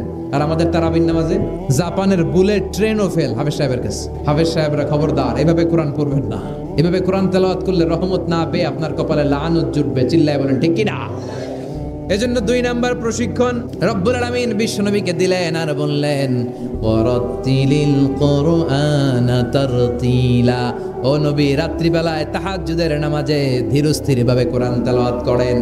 এরপর আল্লাহ বললেন ইন্না সানুলকি আলাইকা কওলান সাকিলা, ও নবী অচিরেই ভারী একটা কথা, ভারী একটা বাণী, অনেক ওজনওয়ালা কোরআন আমি আপনার উপরে নাজিল করে দেব। সুবহানাল্লাহ পড়ে। কওলান সাকিলা, it's a very heavy and weightful word. কোরআনের এই কথাগুলোর একটা আলাদা ওজন আছে না নাই? বিশ্বাস হয় না সন্দেহ লাগে? বিশ্বনবীর কাছে যখন কোরআনের আয়াত নাজিল হতো, মা আয়েশা বর্ণনা করেন প্রচন্ড শীতের রাতে বিশ্বনবী ঘেমে ঘেমে একাকার হয়ে যেতেন। মাঘ মাসের শীত, মা আয়েশা বলে আমরা কম্বল গায়ে দিয়ে শুই, কিন্তু বিশ্বনবীর কাছে যখন কোরআন নাজিল হয় বিশ্বনবী ঘেমে ঘেমে একাকার হয়ে যেতেন। সুবহানাল্লাহ পড়ে। বিশ্বনবী যখন ওটের উপর বসা অবস্থায় কোরআনের আয়াত নাজিল হতো, ওটের বুকটা জমিনে লেগে যেত। বিশ্বনবী ঘোড়ার উপরে বসা অবস্থা যখন কোরআনের আয়াত নাজিল হতো, ঘোড়ার পা গুলো জমিনের ভেতরে গেড়ে যেত।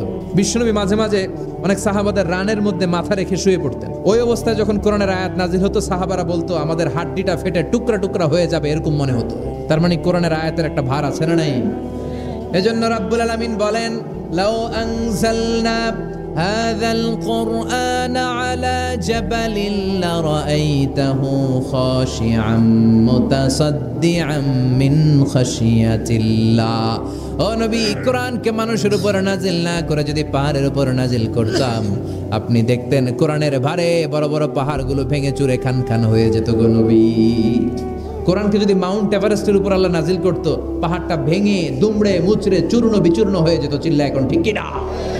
এজন্য আল্লাহ বললেন এটা অনেক ভারী একটা বাণী, এই বাণী আমি আপনার উপরে নাজিল করব।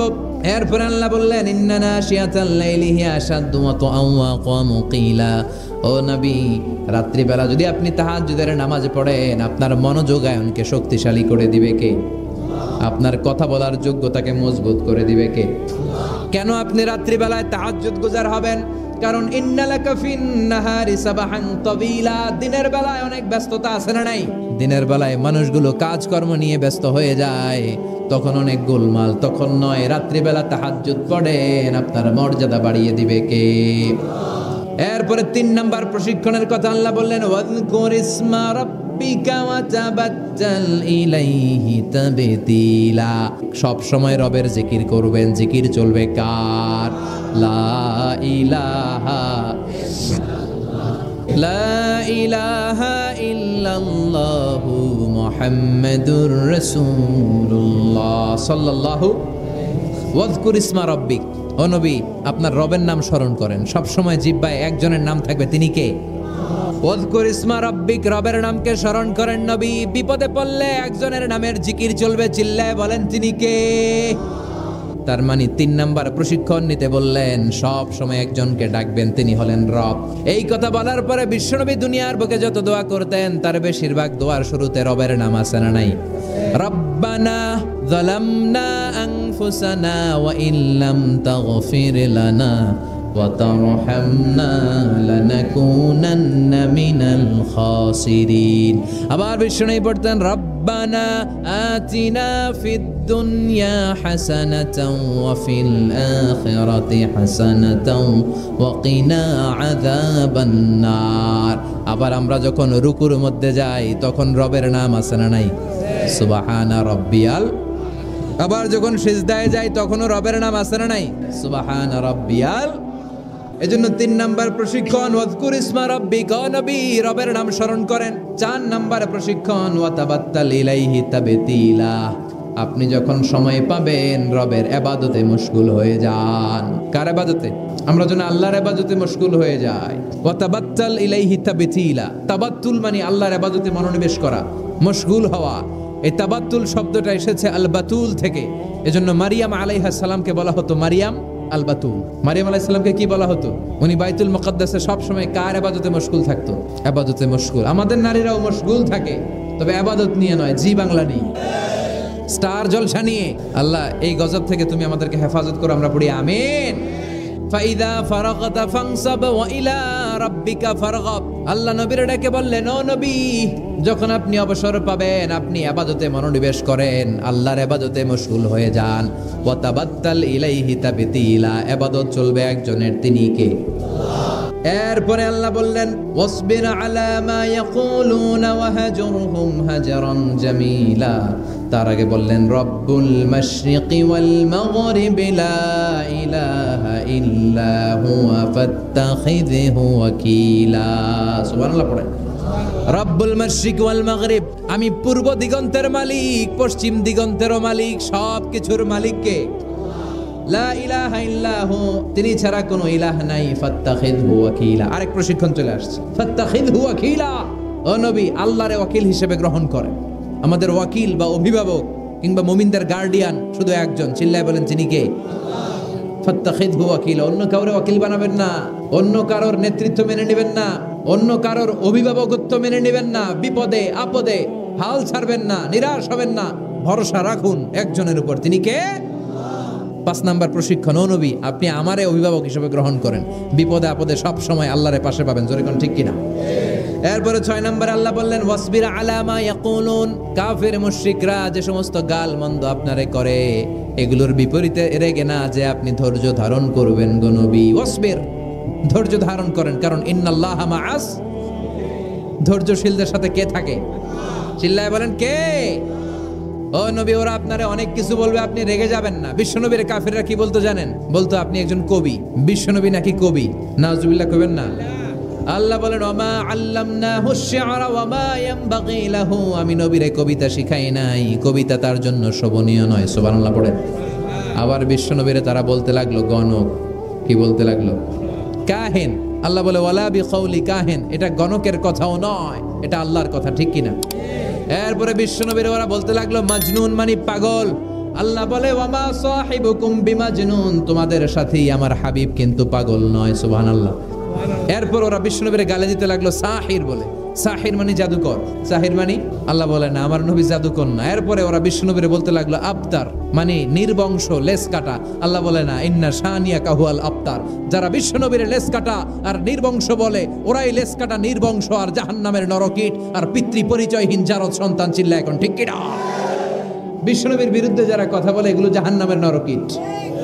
ওরা বলে মুহাম্মদ তোমার কোনো ছেলে বেঁচে নাই, তোমার 4 মেয়ে, তুমি ইন্তেকালের সাথে সাথে তোমার বংশ নির্বংশ হয়ে যাবে, তুমি লেস কাটা। আল্লাহ বলে না ওয়ারাফা'না আলাকা যিকরাক, নবী আপনার সম্মানকে আমি আকাশ চুম্বি করেছি, আমার নাম যেখানে আপনার নামও আমি রেখেছি সেখানে, ঠিক কিনা? এজন্য কালিমায়ে তয়্যিবার ভেতরে লা ইলাহা ইল্লাল্লাহ, তারপর পর বিশ্বনবীর নাম মুহাম্মাদুর রাসূলুল্লাহ আছে না নাই? আজানের মধ্যে আল্লাহর নামের পরে নবীর নাম আছে না নাই? আবার নামাজে সালাম ফেরানোর আগে বিশ্বনবীর জন্য দুরূদ আছে না নাই? ওয়ারাফা'না আলাকা যিকরাক। ওরা বলে আপনি লেস কাটা, আপনি লেস কাটা না, যারা আপনারে গালি দেয় ওরাই লেস কাটা। ওয়াসবির আলা মা ইয়াকুলুন, ও নবী ওরা যা বলে এই ব্যাপারে আপনি ধৈর্য ধারণ করেন, আপনি মন খারাপ করবেন না। এই গালিগালাজ এটা নবীদের শুনতে হবে, এটা সুন্নাত। আমরাও এখন গালিগালাজ শুনি, জোরে কোন ঠিক কিনা? আল্লাহ বলেন ওয়াসবির, গালি দেখ, মন্দ কথা বলুক, হুমকি ধমকি দেখ, ওয়াসবির, ধৈর্য ধারণ করো, কারণ ইন্নাল্লাহা মাআস। জিনাতুল হায়াতিদ দুনিয়া, সন্তান আর সম্পদ এটা দুনিয়ার জীবনের সৌন্দর্য। ছোট ছেলে মেয়েরা সোনামণিরা না থাকলে পৃথিবীতে কোনো সৌন্দর্য থাকতো? স্বামী স্ত্রীর ভালোবাসা কয় বছর? রং ধরা যৌবন, জং ধরে শেষ। 1-2 বছর পরে আর আগের ওই মাতলামিটা থাকে না, ওই ভালোবাসাটা থাকে না। এরপরে ভালোবাসাটা হয় ছেলে মেয়েদের কারণে, ঠিক কিনা? ঘরে গেলে আব্বু আব্বু ডাকে, আম্মা আম্মু ডাকে, ছোটাছুটি করে, দৌড়াদৌড়ি করে, কান্নাকাটি করে, রাগ করে বসে থাকে, রাগ ভাঙাতে হয়, এটাই মজা, ঠিক কিনা? এজন্য আল্লাহ বলেছেন জিনাতুল হায়াতিদ দুনিয়া, ছেলে মেয়েরা, সন্তান সন্ততি হচ্ছে দুনিয়ার জীবনের সম্পদ, দুনিয়ার জীবনের সৌন্দর্য। এক আয়াতে বললেন জিনা, আবার আরেক আয়াতে বললেন ফিতনা। ইন্নামা আমওয়ালুকুম ওয়া আওলাদুকুম ফিতনা, তোমাদের সম্পদ, তোমাদের ছেলে মেয়েগুলো যেমনি সৌন্দর্য, আবার অন দা আদার হ্যান্ড তারা তোমাদের জন্য ফিতনা। কারণ এই সন্তানের মুখে খাবার তুলে দেওয়ার জন্য অনেক বাবা হারাম পন্থায় উপার্জন করে, এরকম আছে না নাই? তাহলে ওই সন্তান শুধু জিনা না, ওই সন্তান ফিতনা। এই সন্তানের কারণে বাবা দুনিয়ায় ফিতনায় পড়ে গিয়েছে, ফিতনায় জড়িয়েছে।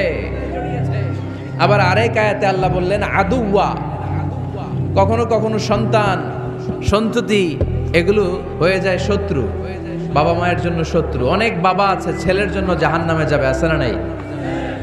অনেক ছেলে আছে বাবার জন্য জাহান্নামে যাবে। কিয়ামতের দিন বাবা ছেলেরে পরিচয় দিবে না, ছেলে বাবারে পরিচয় দিবে না, একে অপরের শত্রু হয়ে যাবে, ঠিক কিনা?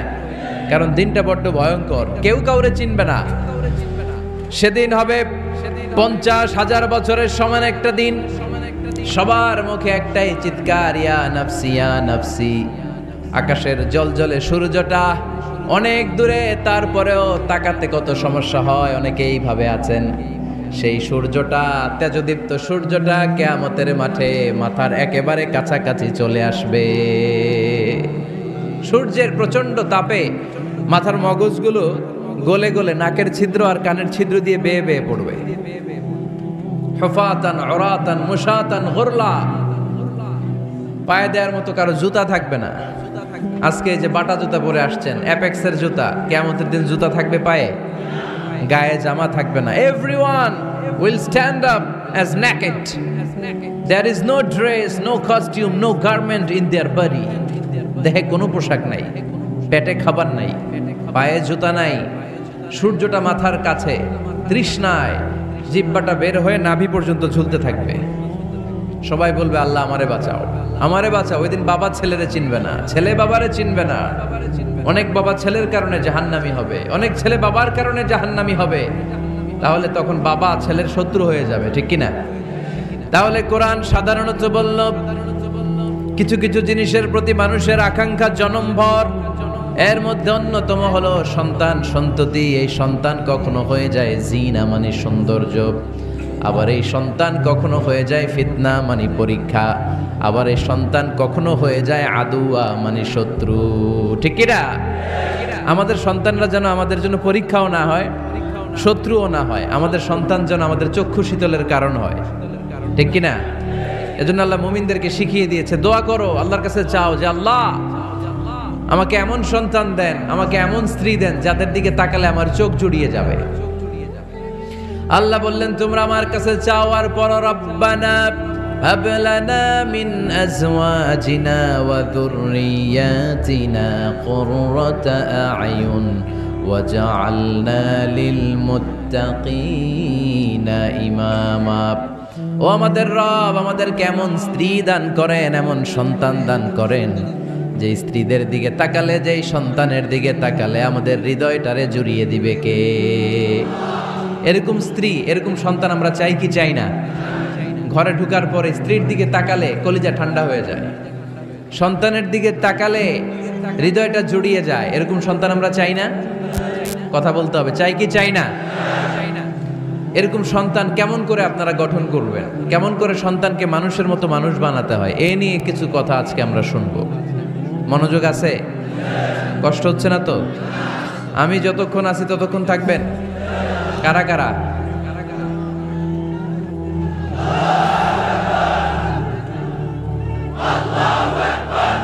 মাশাআল্লাহ, মাশাআল্লাহ। তাহলে থাকেন আমার সাথে, বসেন, কথা বলি কিছু। আসলে এগুলো খুব জরুরি ওয়াজ। কি করে ফ্যামিলি ঠিক করবেন, কি করে দাম্পত্য জীবনটাকে সুখময় করবেন, কি করে সমাজটাকে ভারসাম্যপূর্ণ করবেন, কি করে ছেলে মেয়েদেরকে মানুষের মতো মানুষ করবেন, এগুলো জানার দরকার আছে না নাই? এর কারণ আমি প্রায়ই বলি, খেয়াল করে শুনেন, খুব জরুরি কথা, এদিক সেদিক তাকানো যাবে না, সময় কম। আমার দিকে তাকান, আমার দিকে তাকান। এই পৃথিবীতে গরুর পেট থেকে যেটা বেরোয় ওটা গরু হয়ে যায়, ছাগলের পেট থেকে বেরোলেই ছাগল হয়ে যায়, মুরগির পেট থেকে বেরোলেই মুরগি হয়ে যায়, কিন্তু মানুষের পেট থেকে বেরোলেই ওটা মানুষ হয়ে যায় না, ওটার মানুষ করতে হয়, মানুষ বানাতে হয়, ঠিক কিনা? খালি চোখে আপনি যা দেখেন সব কিন্তু মানুষ না, এগুলো জনসংখ্যা। এগুলো কি? বাড়ছে জনসংখ্যা, কমছে মানুষ। এই জন্য আমরা আমাদের ছেলে মেয়েদেরকে মানুষের মতো মানুষ বানাতে চাই, ইনশাল্লাহ। পড়েন। এখন কিভাবে মানুষের মতো মানুষ বানাবো? অনেক মা বাবা ছেলে মেয়েদেরকে নিয়ে উদ্বিগ্ন, আমাদের কাছে আসে, হুজুর কি করব ছেলেটারে নিয়ে, কোন প্রতিষ্ঠানে দিব, কিভাবে মানুষ করব, হুজুর একটু বলে দেন। এরকম উদ্বিগ্ন অভিভাবক আছে না নাই? সব বাবা মাই চায় ছেলে মেয়েদের উজ্জ্বল ভবিষ্যৎ। কোনো বাবা মা চায় তার ছেলেটা টেন্ডারবাজ হোক? উত্তর দেন।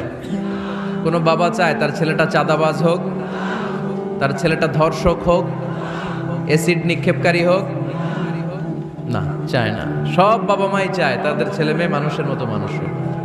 আজকের এই চমৎকার দুপুরে, চমৎকার অপরাহ্নে আমরা জানার চেষ্টা করব কেমন করে ছেলে মেয়েদেরকে মানুষের মতো মানুষ বানাবো। অনেকগুলো পয়েন্টস আপনাদের সাথে শেয়ার করব। বাবা মায়েরা, বাবারা এখানে আছেন, মায়েরা আছেন মহিলা প্যান্ডেলে, সবাই খেয়াল করে শুনেন কিভাবে ছেলে মেয়েদেরকে মানুষ করবেন। ভালো ছেলে মেয়ে পাওয়ার প্রথম পদ্ধতি হচ্ছে, বাবার দায়িত্ব হচ্ছে ছেলে মেয়েদের জন্য ভালো মায়ের ব্যবস্থা করবে। কিসের ব্যবস্থা? কারণ মা হচ্ছে production house, kind of factory. Factory যদি ভালো হয়, ওটা থেকে যে প্রোডাক্ট বেরোবে ওইটাও ভালো হবে, ঠিক কিনা? বাপ ভালো তার বেটা ভালো তাই, মা ভালো তার ঝি, গাই ভালো তার দুধ ভালো রে, দুধ ভালো তার ঘি, তাই না? বাবা ভালো তো ছেলে ভালো, মা ভালো তো মেয়ে ভালো, গাই ভালো তো দুধ ভালো, দুধ ভালো তো ঘি ভালো। তো এই জন্য আমি প্রায় বলি, আমার মায়েদের, আমাদের বোনদের পেটটা এটা খনি, তেলের খনি, গ্যাসের খনি, স্বর্ণের খনি, পেট্রোলিয়ামের খনির চাইতো দামি খনি। কারণ এই পেটগুলি ধারণ করেছে পৃথিবীর বড় বড় অলিদেরকে, এই নারীদের পেটগুলি ধারণ করেছে নবীদেরকে। নাকি নবীরা হুট করে আকাশ থেকে পড়ছেন? নারীদের পেট থেকে আসছে, ঠিক কিনা? এটা যেমন সত্য, আবার পৃথিবীর সব টেন্ডারবাজ, চাঁদাবাজ গুলো এসেছে নারীদের পেট থেকে। So the decision is years. আমার প্রিয় লক্ষ্মীপুরের ভাইরা, সিদ্ধান্ত আপনাদের। আপনাদের ঘরের এই মাকে, এই বোনকে আপনি কিভাবে তাদের যত্ন নেবেন, কিভাবে তাদেরকে কোরআন সুন্নাহর পথে রাখবেন, এই দায়িত্ব আপনার। এজন্য প্রত্যেকটা বাবার দায়িত্ব। তোমরা ইয়াং যারা, আমার কলেজের টুকরা যুবক ছেলেরা, এখনো যারা বিয়ে করো নাই, তোমার অনাগত ভবিষ্যৎ প্রজন্ম তোমার বউয়ের পেট দিয়ে আসবে। So when you choose your life partner, you don't choose your life partner only. At the same time, you are choosing the mother of your upcoming sons and daughters. আপনি যখন বিয়ের জন্য মেয়ে খোঁজেন, আপনি শুধু মেয়েই খোঁজেন না, পাশাপাশি আপনার অনাগত যে ছেলে মেয়েগুলো দুনিয়ায় আসবে তাদের মাও খুঁজতেছেন, ঠিক কিনা? সো মা যদি ভালো হয়, ফ্যামিলি ভালো। আমাকে একটা শিক্ষিত মা দাও, আমি একটা শিক্ষিত সমাজ উপহার দিব, ঠিক কিনা? এজন্য প্রথম দায়িত্ব হচ্ছে ছেলে মেয়েদের জন্য ভালো মায়ের ব্যবস্থা করা। ওমরে ফারুক রাদিয়াল্লাহু তাআলা আনহু যখন খলিফা, এক বাবা এসে বিচার দিল, খলিফাতুল মুমিনিন, আমিরুল মুমিনিন, আমার ছেলে আমার কথা শোনে না, বেয়াদবি করে। ওমরে ফারুক ডাকলেন, তুমি তোমার বাবার সাথে বেয়াদবি করো? এটা তো কবিরা গুনাহ, তুমি তো জাহান্নামে যাবে এরকম করলে। ছেলে বলে, হ্যাঁ আমিরুল মুমিনিন, সব দায়িত্ব কি আমাদের? বাবা মার দায়িত্ব নাই? ওমরে ফারুক বললেন, আছে। কি দায়িত্ব আছে? ওমরে ফারুক বললেন, বাবার 3টা দায়িত্ব। নাম্বার 1, আইয়ানতাকিয়া উম্মা, বাবা তার ছেলের জন্য ভালো মায়ের ব্যবস্থা করবে। সুবহানাল্লাহ পড়বেন না? আইয়ুহসিনা ইসমা, ভালো নাম রাখবে, আইয়ুআল্লিমাহুল কিতাব, কোরআন শিক্ষা দিবে। এবার ছেলে বলে শোনেন, আমার আব্বাই তিনটার একটাও করে নাই, তিনটার একটাও করে নাই, আর বিচার দিতে আসছে আমার নামে। আমার মা হচ্ছে এক জাঞ্জি নর্তকী নারী, এক অগ্নি উপাসকের কাছে ছিল, আদব আখলাক ভদ্রতা সভ্যতা কিচ্ছু জানে না। এ আমার মা আমার জীবনে কিছুই ভালো কিছু শিখায় নাই। নাম্বার 2, আমার নাম রাখছে সাম্মানি জুলা ইয়ানি খানফাসা, আমার নাম রাখছে সামসিকা। নাম কি? এটা একটা নাম হইল? ওয়ালাম ইউআল্লিমনি হারফাম মিন কিতাবিল্লাহ, আল্লাহর কিতাবের একটা অক্ষর আমার শিখায় নাই। ওমর ফারুক এবার রেগে গেলেন, বাবার ঘাড়ে ধরলেন, তুই বেটা বিচার দিতে আসছিস ছেলেরে নিয়ে, এখন তোর বিচার হবে আগে। এক নম্বর দায়িত্ব, ছেলে মেয়েদের জন্য ভালো মায়ের ব্যবস্থা করতে হবে। কিসের ব্যবস্থা? মা ভালো তো সন্তান ভালো, মা ভালো তো, এটা কি বুঝতে পারছেন? নাম্বার 2, ভালো মায়ের ব্যবস্থা করলেন। এবার দাম্পত্য জীবন শুরু করলেন। এবার আপনারা আল্লাহর কাছে নেককার সন্তান চাইবেন। সন্তান দেওয়ার মালিক কে? আল্লাহর কাছে দোয়া করবেন, রব্বিলা তাদারনি ফারদাও ওয়া আনতা খায়রুল ওয়ারিসিন। এটা নবীদের দোয়া, পারেন না দোয়াটা? সবাই পড়েন আমার সাথে, রব্বিলা তাদারনি ফারদাও ওয়া আনতা খায়রুল ওয়ারিসিন। এর মানে হলো, আল্লাহ আপনি আমারে নিঃসন্তান বানিয়ে এই দুনিয়ায় রাখবেন না, আপনি তো উত্তম উত্তরাধিকার তৈরিকারী, আপনি উত্তম সন্তান দানকারী, ঠিক কিনা? আল্লাহ তাআলা সন্তান দেন, এজন্য আপনি দোয়া করবেন, এই দোয়াগুলো পড়বেন। রব্বি হাবলি মিনাস সালিহিন, আমার সাথে সাথে আওয়াজ করে পড়েন, রব্বি হাবলি মিনাস সালিহিন। কেউ বাদ যাবেন না, আওয়াজ করে সবাই পড়ুন, রব্বি হাবলি মিনাস সালিহিন। এর অর্থ হচ্ছে, হে আল্লাহ আপনি আমাকে নেককার সন্তান দান করেন। আওয়াজ করে পড়েন আমিন। নেককার স্ত্রী, নেককার সন্তান আল্লাহর কাছে চাইতে হয় ভাইয়েরা, না চাইলে পাওয়া যায়। তাহলে 1 নম্বরে ভালো মায়ের ব্যবস্থা করলাম সন্তানের জন্য, 2 নম্বরে আমরা আল্লাহর কাছে দোয়া করলাম, 3 নম্বরে আল্লাহ দোয়ায় সাড়া দিলেন, আল্লাহ ছেলে বা মেয়ে কিছু একটা দিলেন, তখন শুকরিয়া করবেন কার? নাকি না শুকরি করবেন? অনেকে ছেলে পছন্দ করে, মেয়ে পছন্দ করে না, আছে না নাই? আলহামদুলিল্লাহ এইখানে এরকম কেউ নাই। এই আছে, তুমি জানলা কেমনে? আমি বাঁচায় দেওয়ার জন্য বললাম নাই, এরপর এরা কয় আছে। যদি কেউ থেকেও থাকে, চেঞ্জ ইউর মাইন্ড, আপনার মাইন্ডটা চেঞ্জ করেন। ছেলে হোক মেয়ে হোক, শুকরিয়া করবেন কার? কারণ পৃথিবীর এই যে বড় বড় বিজ্ঞানীরা মাইক বানাতে পারে, মোবাইল বানাতে পারে, কম্পিউটার বানাতে পারে, রকেট বানাতে পারে, জেট প্লেন বানাতে পারে, হেলিকপ্টার বানাতে পারে, কিন্তু পৃথিবীর সব বিজ্ঞানীরা মিলে একটা বাচ্চা বানাতে পারবে? একটা সন্তান বানাতে পারবে? আর্টিফিশিয়াল মাঝে মাঝে রোবট বানায়। একটা রোবট আসছিল আমাদের দেশে, সোফিয়া নামে, মনে আছে? এরকম আরো ডেভেলপড রোবট তারা বানিয়েছে, কিন্তু এগুলোও কাজ করে না। এদিকে যাইতে গেলে মাঝে মাঝে ওদিকে চলে যায়। আর এগুলোর সিস্টেম সফটওয়্যার ভিতরে ঢুকাই দিতে হয়, সফটওয়্যারে যা, এর বাইরে কিছু বলতে পারে না। তাহলে গোটা বিশ্বের সবগুলো রোবট এক জায়গায় রাখলে আল্লাহর দেয়া একটা মানুষের ব্রেনের সমান হবে? এই পৃথিবীর সবচেয়ে পাওয়ারফুল কম্পিউটারের নাম হচ্ছে দি ক্রে-1 সুপার কম্পিউটার। আমেরিকার মিলিটারি বেইজে বিভিন্ন ম্যাথমেটিক্যাল ইকুয়েশন ড্র করার জন্য এই কম্পিউটার তারা ইউজ করে। এরকম 10,000 সুপার কম্পিউটার মিলেও একটা হিউম্যান ব্রেইনের সমান হবে না। চিল্লায় পড়েন সুবহানাল্লাহ। তাহলে ছেলে হোক মেয়ে হোক, শুকরিয়া করব কার? অনেকে ছেলে হইলে মহা খুশি, পাড়ার সবাইরে মিষ্টি খাওয়ায়, মেয়ে হইলে খুশি হয় না, আছে না নাই? এরকম করবেন না, কারণ আপনার হাতেও নাই, আপনার বউয়ের হাতেও নাই। কার হাতে? তো যেটা আল্লাহর হাতে, এটা নিয়ে আপনারা তো টেনশন কেন? আল্লাহর হাতে ছেড়ে দেন না। আবার অনেকে টানা ছেলে হইতেছে 1 2 3 4, খালি দোয়া করে আল্লাহ একটা মেয়ে দাও, মেয়ে দাও। 5ম হইছে আবার ছেলে আছে। আবার অনেকের টানা মেয়ে হইতেছে 5টা মেয়ে, খালি দোয়া করে আল্লাহ একটা ছেলে দাও। 6ঠবারও হইছে মেয়ে। এটা আমার হাতেও নাই, আপনার হাতেও নাই, ডাক্তারের হাতেও নাই। কার হাতে? যারটা যার হাতে, হের হাতে ছেড়ে দেন। পারবেন নাকি না শুকরি করবেন? আল্লাহ বলে খবরদার, দুনিয়ার সবাই অনেক কিছু বানাতে পারে, অনেক কিছু তৈরি করতে পারে, কিন্তু একটা সন্তান দিতে পারে না। তুমি 6টা ছেলে পাওয়ার কারণে নাশুকরি করো, মেয়ের জন্য আমার বিরুদ্ধে কথা বলো। এমন অনেক দম্পতি আছে 20 বছর কেঁদে কেঁদে জীবনটারে শেষ করে দিল। আমি এমন পরীক্ষায় ফেলেছি, একটা সন্তানও তাদের দেই নাই। আল্লাহ অনেকের কিছু দেন নাই। ছেলে দেয় কে? সবাই বলতে হবে, ছেলে দেয় কে? মেয়ে দেয় কে? ছেলে মেয়ে দুইটাই দেয় কে? আবার কাউরে ছেলেও দেন না, মেয়েও দেন না, তিনি কে? এজন্য তিনি বললেন, ইয়াহাবু লিমান ইয়াশাউ ইনাসান ওয়া ইয়াহাবু লিমান ইয়াশাউ যুকুর আও ইউযাওয়িজুহুম যুকরানান ওয়া ইনাসা ওয়া ইয়াজআলু মান ইয়াশাউ আকিমা ইন্নাহু আলিমুন কাদির। পড়েন সুবহানাল্লাহ।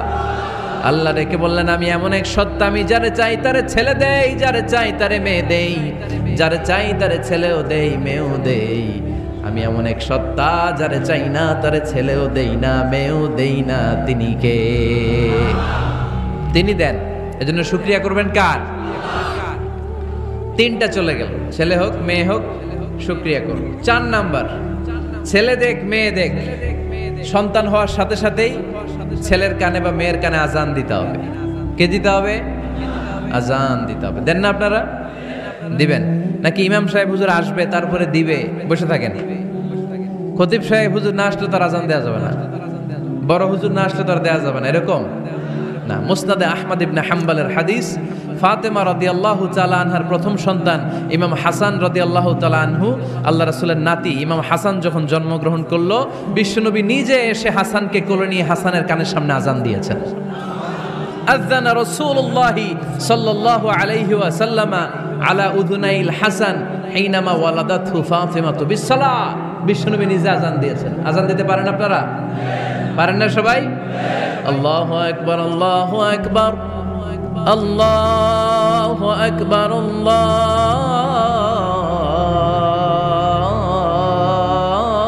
আল্লাহু আকবার।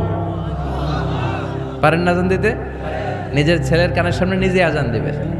যদি নানা হয়ে থাকেন, নানা নাতির কানের সামনে যে নানাই আজান দিবে, চাচা যে ভাতিজার কানে আজান দিবে। আজানের জন্য বসে থাকা লাগবে? আমরা প্রত্যেকে আজান পারি কি পারি না? তো কেন আজান দিব বাচ্চার কানে? 2টা সিগনিফিকেন্স। নাম্বার 1, যদিও বাচ্চার আমল নামা শুরু হয় নাই, জাস্ট নিউ বর্ন বেবি, এইমাত্র জন্মগ্রহণ করলো, কিন্তু পৃথিবীতে আসার সাথে সাথেই আল্লাহ বলে, ওর কানের সামনে আমার তাকবীর দিয়ে ইসলামটা ওর কানের ভিতরে ঢুকায় দাও, ঢুকায় দাও। শুরু থেকেই তাকবীর দিয়ে ইসলামের পরিচয় ওর কানের সামনে দিয়ে দাও। This is the significance number 1। Significance number 2, এই পৃথিবীতে যখন কেউ আসে, শয়তান যে তার শত্রু এসে ইয়াতাআনু ফি জামবাই ইবনে আদম, বনি আদমের 2 পা ধরে 2টা গুতা মারে, আর বাচ্চা ওয়া ওয়া করে কেঁদে ওঠে। বনি আদম পৃথিবীতে আসার সাথে সাথে শয়তান গুতা মারে আর জানান দেয়, তোদের কারণে আমি জাহান্নামী, তোরে সারা জীবন এমন ওয়াসওয়াসা আমি দিতে থাকবো, তোদেরকে জাহান্নামী বানানোর আগ পর্যন্ত আমি ক্ষান্ত হব না। আমি যে দুনিয়াতে ওয়াসওয়াসার জন্য এসেছি, আমার উপস্থিতি, আমার অস্তিত্ব আমি জানান দিলাম। গুতা মারে। তো শয়তানে করবে শয়তানের কাজ, আমরা করব আমাদের কাজ, ঠিক কি না? শয়তান মারবে গুতো, আর আমরা কি দিব? চিল্লায় বলতে হবে, কি দিব? মনে থাকবে, ভুলে যাবেন না তো আবার।